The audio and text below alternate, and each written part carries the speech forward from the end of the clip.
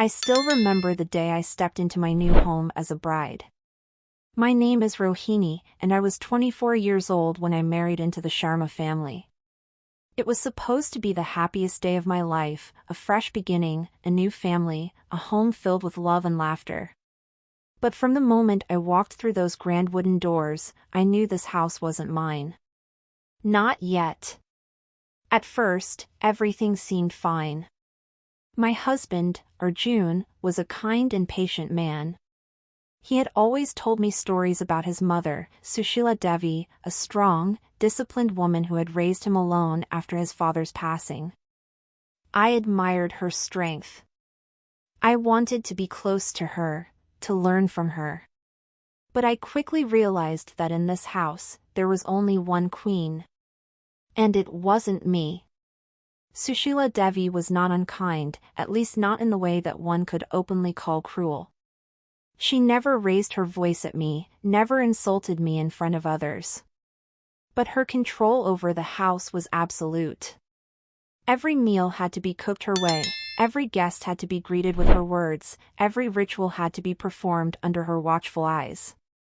I had no space to breathe, no room to be myself.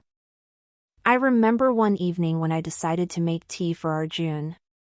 It was a small thing, but I wanted to do it my way, add a little ginger, a little less sugar, just the way he liked it. As I stirred the tea, I felt a presence behind me. "You put the sugar too late," came her voice, smooth but firm. I turned around to see Sushila Devi standing at the kitchen entrance, her sharp eyes fixed on the pot. "It won't blend well," she continued, stepping closer. Before I could respond, she took the spoon from my hand and started stirring. "This is how it's done in this house." My hands clenched at my sides. It was just tea, just a small thing. But at that moment, it felt like something inside me was shrinking, like I was disappearing bit by bit into the shadow of this woman who ruled the house. And the worst part? Arjun didn't see it. That night, I tried to tell him. We were lying in bed, his arm around me, the warmth of his body comforting. I hesitated before speaking. "Arjun, I feel like I can't do anything right in this house." He turned to me, his expression soft. "What do you mean?" "Your mother, she corrects everything I do. It's like I don't know anything." He chuckled, pulling me closer. "That's just how she is, Rohini. She's been running this house for years. Give it time. She'll trust you eventually." I wanted to believe him. I wanted to think that this was just an adjustment period, that one day, I would feel like this house belonged to me too. But as days turned into weeks, I realized something. I was not just a new daughter-in-law trying to find her place. I was a shadow trying to exist in a house that already had its own sun. And I had no idea how to step into the light. The days turned into weeks, and the weeks into months, but nothing changed. If anything, things only got worse. Every time I tried to make a decision, big or small, Sushila Devi had a way of undoing it. If I picked a sari for a family gathering, she would suggest a different one. If I decided to buy a certain brand of rice, she would send the servant back to the market to get the right one. If I set the dining table a certain way, she would quietly rearrange it when I wasn't looking. It was like I didn't exist as an individual. I knew I had to do something. If I kept allowing this, I would lose myself completely. But what could I do? Arjun loved his mother deeply. And she wasn't openly cruel, she was just there. Always there. Like a silent force pulling the strings behind everything I did. Then one day, something happened that I couldn't ignore. It was a Sunday afternoon. Arjun and I were invited to a wedding, and I had been looking forward to it for weeks. I spent extra time getting ready, choosing a sari in a soft shade of blue, one that Arjun had once said looked beautiful on me. I stepped into the living room, adjusting my bangles, when I heard my mother-in-law's voice. "That color washes you out," she said, barely looking up from her knitting. I froze. She didn't say it with malice. It was just a casual remark, as if she was stating a fact. But something about it stung. I turned to Arjun, hoping he would say something, maybe tell me I looked beautiful anyway, maybe disagree with her. But he was already changing into his shoes, completely unfazed. And just like that, the excitement drained out of me. I wanted to wear the blue sari, but suddenly, I felt unsure. Maybe she was right. Maybe I did look dull. Maybe I should change. I went back into the room and picked a sari in maroon, one I knew she would approve of. That night, as I lay in bed, I realized something horrifying. I wasn't just following her orders anymore. I was beginning to hear her voice inside my own head. Her approval, her judgment, her preferences, they had started replacing my own thoughts. I had let her words define me. And if I didn't do something soon, there would be nothing left of me to fight for. So I made a decision. I would start pushing back. Not with arguments. Not with anger. But in quiet, steady ways. I would start taking small steps to reclaim myself. No matter how hard it was. The next morning, I stood in front of the mirror for a long time. The woman staring back at me looked small. Like she was shrinking into something she wasn't meant to be. I took a deep breath. No more. I started with something simple. Breakfast. For months, I had followed Sushila Devi's routine, preparing the same dishes, in the same way, at the same time. But that morning, I decided to make something different. I made poha, just the way my mother used to make it, light, fluffy, with a squeeze of lemon and a handful of peanuts. As I placed the plates on the dining table, I heard her footsteps. She stopped in the doorway, her eyes landing on the plate. "We always have parathas for breakfast," she said, her voice calm but firm. I looked up and smiled. "I thought we could try something new today." There was a pause.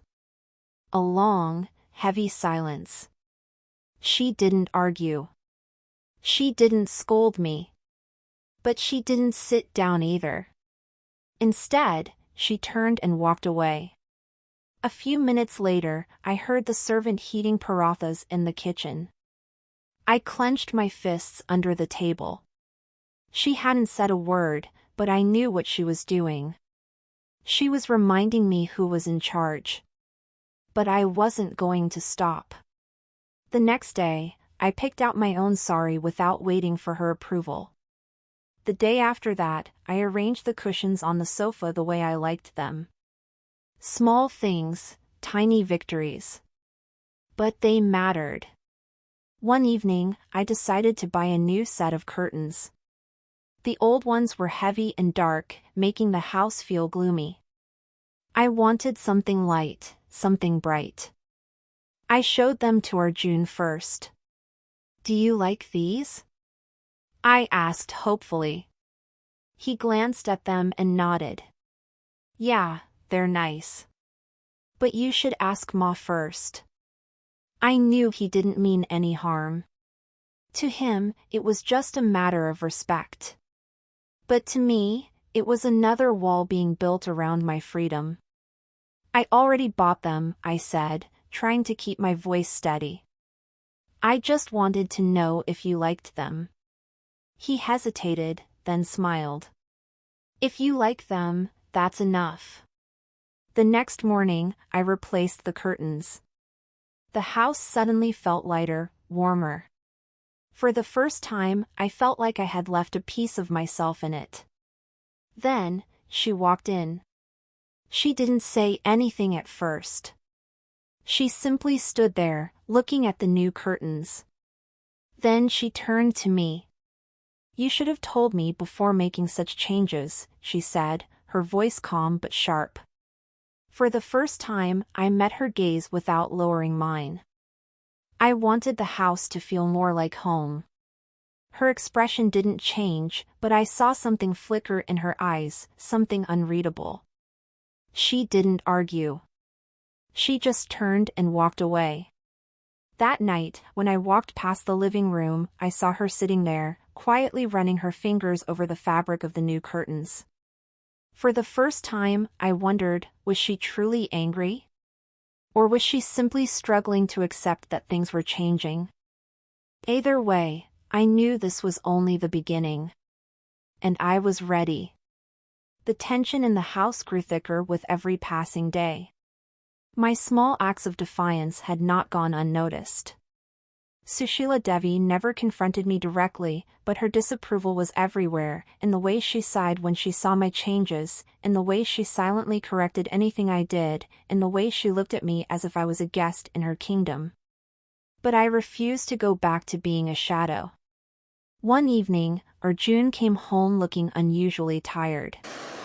I had made his favorite meal, dal, rice, and aloo sabzi, hoping to cheer him up. As we sat down for dinner, I reached for the serving spoon, ready to fill his plate. Before I could, Sushila Devi spoke. "I'll serve him," she said, already reaching for the spoon. I paused, my hands still midair. Arjun, unaware of the silent battle between us, simply waited for his plate to be filled. A small thing. Just a simple act of serving food. But in that moment, it felt like more. I could have let it go. It would have been easier to let her do it, to avoid yet another quiet confrontation. But something inside me resisted. "No, Ma," I said gently but firmly. "I'll do it." Silence. Her hand froze on the spoon. For the first time, I saw something raw flash across her face, shock, maybe even hurt. Arjun finally looked up, sensing the tension. "Let her serve, Ma," he said casually, not realizing the weight of his words. "Rohini made the meal today." Sushila Devi said nothing. She simply withdrew her hand and sat back, her expression unreadable. I served Arjun's plate, my hands steady, my heart pounding. After dinner, as I was clearing the table, she spoke. "You're trying to take my place." Her voice was quiet, but the accusation in it was sharp. I turned to her. "No, Ma," I said honestly. "I'm just trying to find my place." She looked at me for a long moment. Then, without another word, she walked away. That night, I couldn't sleep. I kept thinking about what she had said. Was that what this was all about? Did she think I was trying to replace her? Had she spent so many years being the sole decision-maker that my presence now felt like a threat? For the first time, I saw not just my mother-in-law, but the woman behind the title. A woman who had built this home alone. A woman who had spent years pouring her identity into this house, shaping it, controlling it, because that was all she knew. Maybe this wasn't just about me stepping into my place. Maybe this was about her struggling to step aside. And suddenly, I wasn't just fighting for myself. I was fighting for a way for both of us to exist in this home. The question was, would she let me? The next morning, I woke up with a strange sense of determination. Something had shifted inside me. For months, I had been fighting for space, for respect, for my own voice in this house. But last night's conversation made me realize something. I wasn't the only one struggling. Sushila Devi wasn't just trying to control me. She was trying to hold on to her place in the family, to remain needed. And in my fight to assert myself, I had never once tried to understand her fears. That day, I decided to do something different. Instead of avoiding her, I sought her out. She was in the kitchen, rolling out chapatis, her movements practiced and efficient. I watched her for a moment before stepping forward. "Ma, can I help?"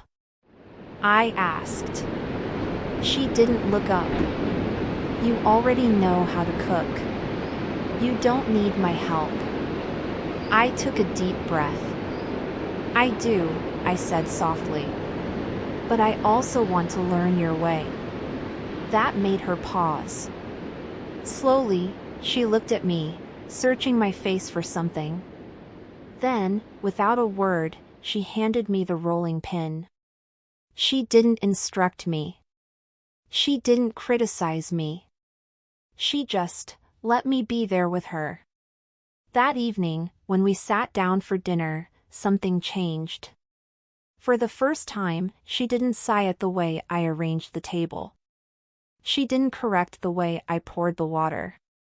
And when Arjun took the first bite and said, "The chapatis taste just like yours, Ma," I saw the smallest hint of a smile on her lips. Days passed, and the tension in the house started to ease. We didn't become best friends overnight, but we stopped being enemies. I no longer felt like I was living in someone else's home, I was beginning to make it my own. One evening, I found her in the living room, staring at the new curtains I had put up weeks ago. I sat down beside her. "They look nice," she said, almost to herself. I smiled. "I think so too." She was quiet for a moment before she said something I never expected. "You remind me of myself when I was your age." I turned to her in surprise, but she wasn't looking at me. Her gaze was distant, lost in some old memory. "When I married into this house, I had to fight to make my place too," she admitted. "It wasn't easy. I had to prove myself every day." Her voice was softer than I had ever heard it. I realized then that this wasn't just her house, it had once been her battlefield too. She had fought for her place here, just as I was fighting now. And maybe, just maybe, she was finally ready to let me share it with her. That night, as I lay beside Arjun, I felt lighter. I had spent so much time fighting against her that I had never tried to meet her halfway. I had thought that to win, one of us had to lose. But that wasn't true. There was enough space in this home for both of us.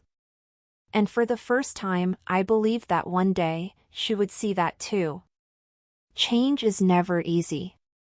When two strong wills collide, it can feel like a battle, but sometimes, all it takes is a moment of understanding to turn that battle into something else, something softer, something more human.